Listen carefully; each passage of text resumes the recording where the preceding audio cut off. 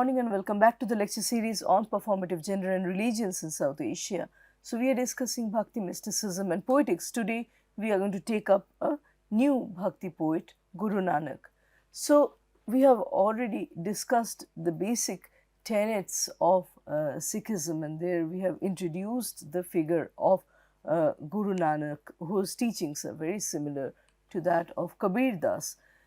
Now, in terms of his compositions, Guru Nanak has to his credit a number of long poems such as Japji, Siddha-Goshti and Dhakni Omkar, besides almost more than 900 shorter poems, or rather hymns, because they are meant to be sung. And these are all set to the different ragas of Hindustani classical music tradition. The Japji is regarded as the most important composition in Sikh literature. It is a description of the sadhana or effort that man has to make in order to realize the divine. The Siddha-Goshti is a criticism against the school of Gorakhnath. It is against or criticizing the ascetic and esoteric practices of the Siddhas, who are followers of Gorakhnath school. Among Nanak's other longer poems, there are the verse or clusters of verses written in Rag Maj, Rag Asa and Rag Malhar. The poem Asa-Di-Var enjoys a prime status in the Sikh system of worship. A var in the Punjabi folklore is a verse narrative, either depicting love or war. The verse in Adi Granth, however, additionally also have a philosophical and lyrical nature. Their core stanzas have distinctly metaphysical meaning, but at places they also adopt a revolutionary tone. So let us take up the following var. It says, disciples play the music to which their preceptors dance. They move their feet and roll their heads in a trance. Dust flies and settles upon their locks. Oh, what a sight! People laugh and leave and laugh. For the sake of bread, they beat time and dash themselves against the ground. Sing gopis, sing Krishnas, sing Sitas, sing Ramas and Rajas. Fearless is the formless being. The oil press, the spinning wheel, and the quern potter's wheel, the many endless deserts, whirlwinds, tops, the churning staves, the threshers, and the bridleless tumblings of birds. Mounted upon a stake, all are whirled, he alone swings around mortals. Bound in entanglement, each must dance in accord with his deed. Dancing and leaping are the mind's yearnings. They who fear him, Nanak, also love the Lord. This is from Guru Granth Sahib. Just a few more, some of the lines I'm going to read again from Asa-Di-Var in order to understand the basic concept of mobility, the fact that everything is dynamic. Movement, anything that lives moves, and anything that is moving is potentially alive. That is the scheme of the universe. So everything is taking a circular pattern. That is the basic concept. Anything that is alive moves, and anything that moves is thereby, it has the potential of life in it. For the sake of bread, they beat time and dash themselves against the ground. Sing gopis, sing Krishnas, sing Sitas, sing Ramas and Rajas. Fearless is the formless being, the oil press, the spinning wheel, and the quern potter's wheel, the many endless deserts, whirlwinds, tops, the churning staves, the thrushes and the breathless tumblings of birds. Mounted upon a stake, all awhirled, he alone swings around mortals, bound in entanglement. Each must dance in accord with his deed. Dancing and leaping are the mind's yearnings. They who fear him, Nanak, also love the Lord. So it is actually movement that is being celebrated in Asa-Di-Var.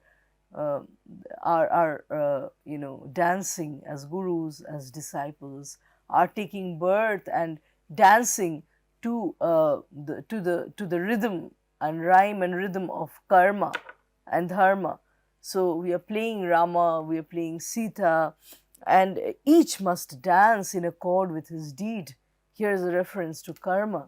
Dancing and leaping are the mind's yearnings, right? The mind is also not static. There is a world inside the mind. A subtle sense of euphemism and irony runs through the vibrant dance, music, and whirling movements of the poem. Here it is a circular spinning movement that is stroked upon to ultimately convey the larger meaninglessness of all movements. All movements are meaningful, and then at the same time, they are meaningless because the thing moving after a point has no control on itself. It is being moved by the larger force, which the divinity is. We are all string puppets. We are all playing different characters. We are just doing our own parts. That is also signified by the circular movements. We are taking birth again and again. That is also the circular movement. So we are basically string puppets in the hand of the divinity. Dancing and leaping are the mind's yearnings. They who fear him, Nanak, also love him. It is characteristic of Nanak to voice in the last few couplets of every poem his ideology on the formless ones, the fact that he belongs to the Nirgun school. Here, Nanak's theory is that fear and love are the two sides of the same coin for engaging with the God.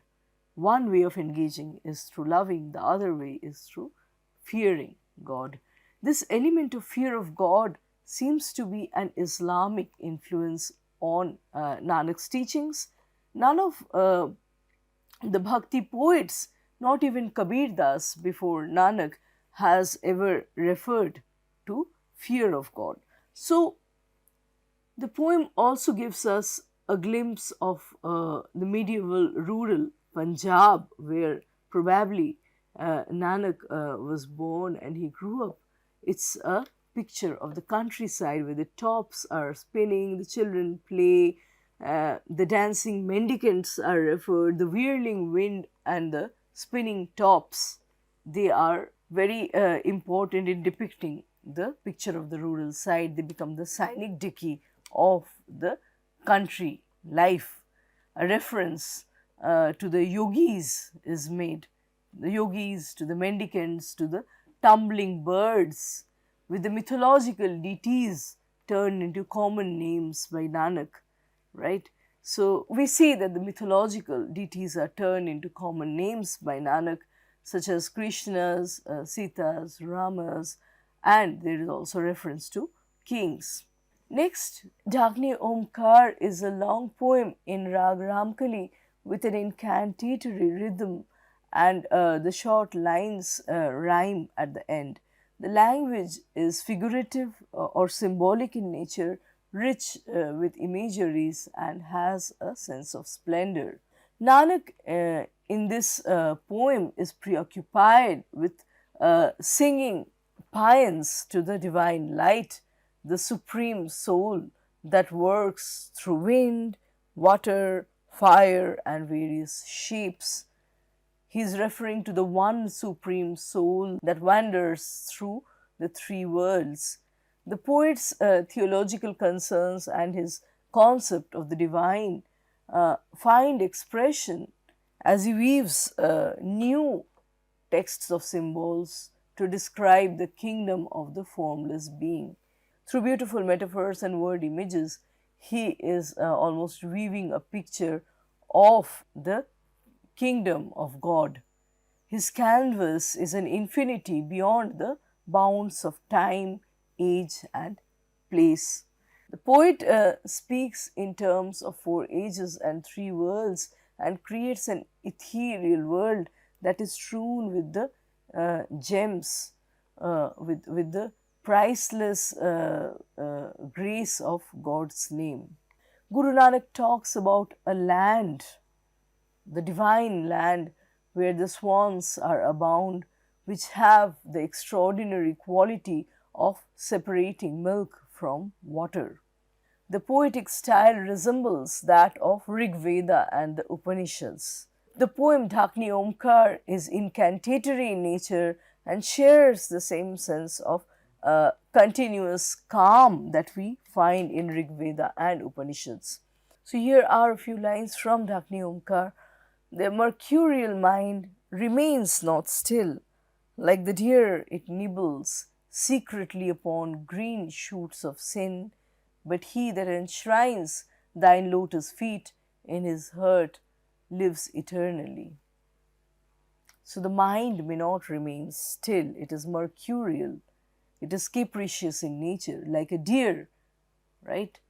It jumps from hither to thither, but then the devotee that has fixed his mind in the God's lotus feet, in his heart, the divine resides or lives eternally.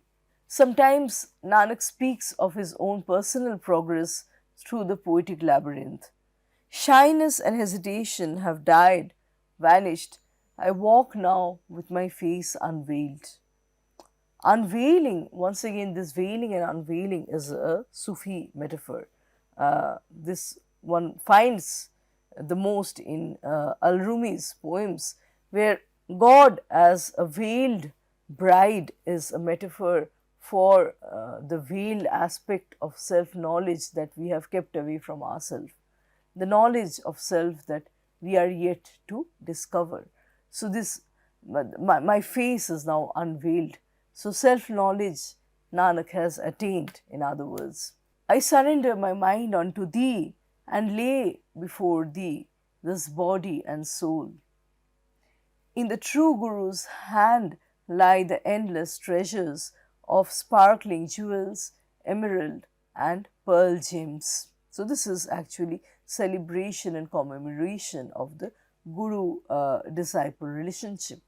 What the Guru can give to the disciple. From darkness, the Guru can take the disciple to light. Having consolidated the need to abstain from overindulgence of worldly comforts and attachments, Guru Nanak closes the poem with an emphasis on the importance of meditating and remaining in constant remembrance of the divine. He says, Nanak, he alone is learned, he alone the wise scholar who wears the beads of Ram's name. Once again, at the heart of all the esoteric pursuits and the yogic experiments or the yogic discoveries inside the body, what both Kabir and Nanak are seeking is Ram, the idea of ultimate God, the absolute one. Dhakni Omkar is remarkable in terms of its array of images, colorful details and landscaping grandeur, as the poet here paints God's kingdom from the buzz of a bumblebee around a lotus in a muddy water body to the sun, the moon, the stars, the wind, and there are so many more surreal images that we are almost limning or painting a paradise through words, through poetic devices. Nanak's treatment of creation echoes the approach of the Upanishads. The following lines illustrate the same, how his understanding of creation or origin of the world is very much reminiscent of Upanishads.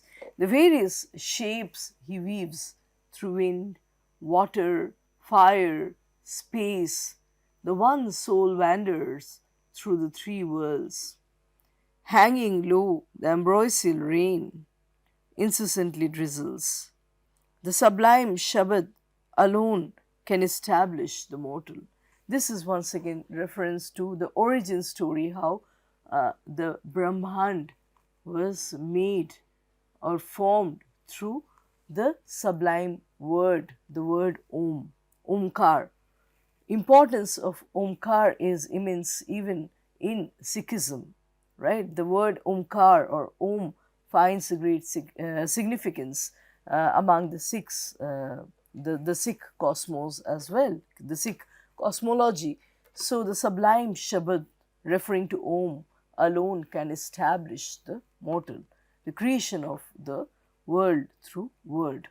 Next, Bara-Mah is a devotional song and can also be read as an allegory in which, like in other Guru Nanak's compositions as well as other mystical devotional poetry created during Bhakti movement, the yearning soul is depicted as the woman, whereas the Lord is the divine spouse.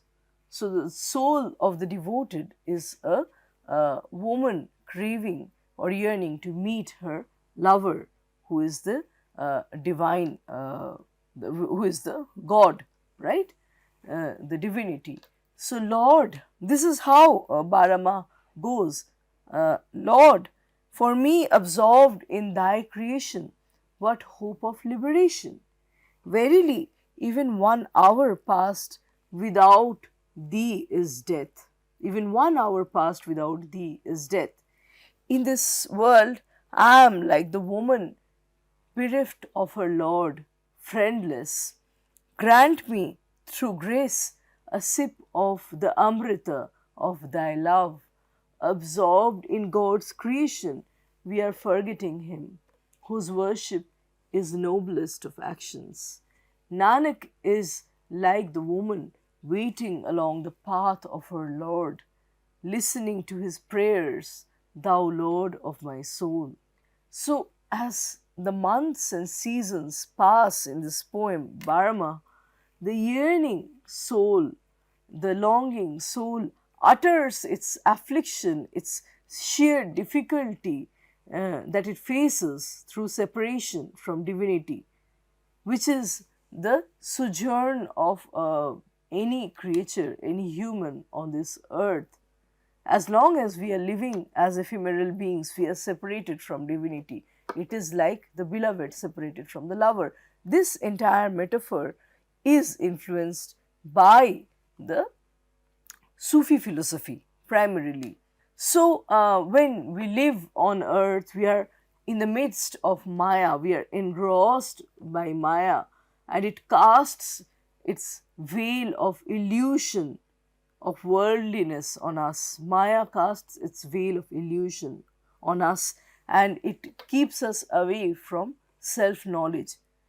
It is only through uplifting this veil, through removal of this veil, can we attain self-knowledge, and through self-knowledge, we can attain the knowledge of God. In the song is traced a progression of moods, different human moods, from the wall of suffering in separation and the cry of yearning towards the joy, the joyous note of reunion. So the song covers the entire range from the yearning in separation to the joy in reunion. As the dark winter is ending and there is an entry into spring or Falgun, the Falgun, which is a month in spring, the earth is rejuvenating and the soul also finds its bliss, its ultimate bliss. So winter symbolizes separation, whereas spring stands for or symbolizes union and bliss. It is remarkable for the human imagination to contemplate that as the end was approaching, the thoughts of a savior, the thoughts of the savior takes Nanak rather seriously, and the poet is going back to the sights and sounds of his childhood and his youth. He is hearkening back, he is reminiscing some of the visions from his childhood, the countryside, which is more than 50 years away in his memory. The milieu where he had actually grown up comes back in his later poems. So the divinity is intensely humanized, as we find in Nanak's poems. In Falgun is the heart joyful, attuned to devotion. Day and night is it in joy, casting off the ego. Illusion have cast off through love of thee. Show thy grace, come back home. What good to take myself away from the spouse, cast off from his mansion? Love of the spouse is all my ornament, jewels, gold, and silken robes. Saith Nanak, the Lord hath bestowed on her union, the woman hath found her spouse and home. So just like a woman finds her spouse and home and is fulfilled, the similar feeling Nanak, says the devotee feels on being reunited with God. It is like the beloved meeting her lover. The spouse is my ornament. So rather than the material pleasures, just like a beloved finds her ultimate pleasure through her union with her man. Similarly, for a devotee, the God's knowledge, the God's presence in him, the discovery of God is much more than all the jewels, gold, and silken robes put together. So the poem is rich with imagery and soul-stirring rhythms that reflect passion and nostalgic memories, and at the same time it is overlaid with dispassion or vairag towards the world, right? While it is describing nature very intricately, it is also saying that rather than the material or worldly pleasure, the soul revels through its unity with God, with divinity. So it is celebrating a fervent love that is ultimately directed towards the eternal. Guru Nanak here is delineating himself as the bard who is constantly singing the name of the Lord. So in Bara-Mah, the theme of separation of the individual soul or Atma from the supreme soul or Paramatma is rich in romantic as well as spiritual associations. And like I was saying, it is similar to the veil symbol in Sufi mystical poetry, and it serves to convey the idea of the separation of the soul from God during its stay on earth. When the soul stays as an ephemeral form on earth, it is separated from Paramatma. And in the cycle of births and deaths, we are constantly yearning to go back and reunify with the divinity. The tradition of the woman as the beloved is strong in medieval Indian poetry, and it is commonly available through many of these artworks, many of these poems. In the following song, Guru Nanak weaves this woman symbol in order to express the feelings of yearning and self-abasement as well as surrender. What does Guru Nanak say? Joyful is the shower of Amrita in the soul. The beloved hath responded to the call of deep love. Fulfillment hath come. The woman stands in wait for the Lord with offerings of merits. He enters whatever mansion may please him. Others are happy with the divine spouse. So why am I in neglect cast away? So once again here mention is a metaphor for the body. He enters whatever mansion may please him. Whichever body is to the liking of the God will come and reside in that. And then Nanak is rueing, he's lamenting Others are happy with the divine spouse. There, the reunion has happened. They are probably other saints are unified with the God they are seeking. So why am I neglected? Why is not my Lord coming to me? This is the kind of lamentation that is echoing throughout the poem. The whole universe is alien and inhospitable to the soul that is yearning for the Paramatma or the infinite, which is the emotional expression of the spiritual state of Advaita. So, in this poem, the metaphysical as well as the romantic elements merge.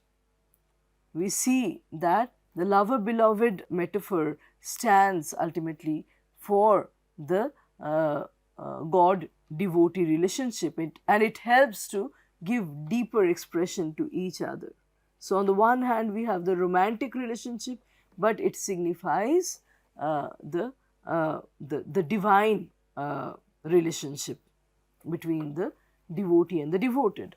The four stanzas at the opening are the prelude to the great song of Bara-Mah. It follows a month-wise progression beginning with Chet or April and continuing throughout each of the seasons, and these seasons symbolize a unique state of the soul. So it begins with Chet or April and continues through each of the seasons, and these seasons symbolize a unique state of the soul. I'll stop my lecture here today. Let's meet with another poet in our next lecture. Thank you.